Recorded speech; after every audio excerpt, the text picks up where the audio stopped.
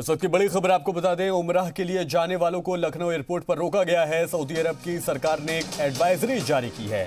Corona virus के खदशात को लेकर सऊदी हुकूमत ने ये फैसला लिया है और एयरपोर्ट पहुंचे मुसाफिरों को जब ये मालूम चला तो लोगों ने वहां पर जमकर हंगामा भी किया है। तो कोरोना वायरस का असर जिस तरह से चीन के वुहान से निकलकर दुनिया भर के ममालिक में फैल रहा है, उसका असर अब दिखाई दे रहा है।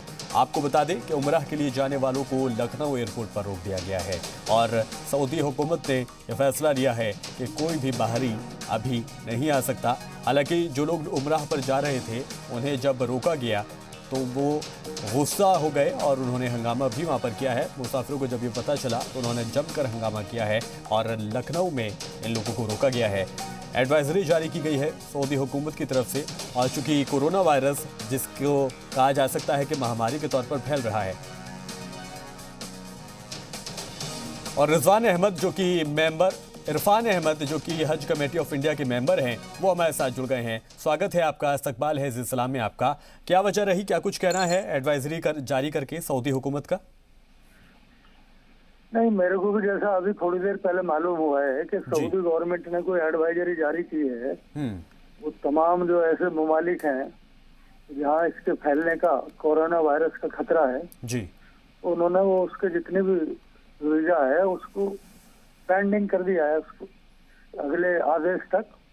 जब तक अगला आदेश नहीं आएगा इतने कोई भी उम्रे के लिए विजिट वीजा पे किसी भी तरीके से सऊदी आने पर उन्होंने बैन लगा दिया है। ठीक है इरफान साहब, यूपी हज कमेटी की तरफ से क्या कुछ जानकारी पहले इन लोगों को नहीं दी गई थी? नहीं, उसका हज कमेटी से उम्रे का कोई लेना देना नहीं होता है। तो डायरेक्ट जो पीटीओज हैं या एम्बेसीज हैं वो इसको काम को करते हैं। उसका हज कमेटी से या मिनिस्ट्री ऑफ माइनॉरिटी अफेयर से या स्टेट गवर्नमेंट से कोई लेना देना उसका होता नहीं। वो डायरेक्ट प्राइवेट टूर ऑपरेटर्स और ट्रैवल वाले जो है उसका अरेंजमेंट करते हैं। ठीक है इरफान साहब, क्या कोई वो वक्त की पाबंदी बताई गई है या एक लिमिट दी गई है कि उसके बाद लोग आ सकते हैं?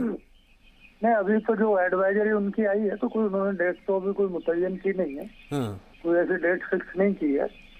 अभी तो खाली यह है कि अभी जितने भी जो है विजिट वीजा या उम्र वीजा है उनको अभी सस्पेंड कर रहे हैं, उनको रोक रहे हैं। तो अभी जब ऐसा कोई आएगा तो आपको जरूर शेयर करेंगे। ठीक है इरफान अहमद, बहुत शुक्रिया ज़िल-ए-सलाम के साथ जुड़ने के लिए और ये जानकारी हमसे साझा करने के लिए।